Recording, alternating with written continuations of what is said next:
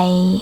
In front of me is LENOVO Tab M8 4th-gen, and today I would like to show you how you can connect it to printer. Begin by going into Devices Settings and tapping on More Connections right away.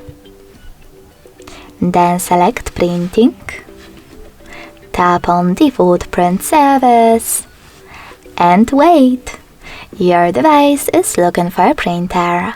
When it finds one, it will connect to it right away.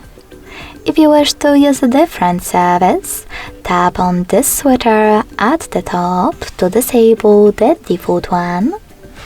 Go back, select Add Service and download the best one for you. In my case, HP one.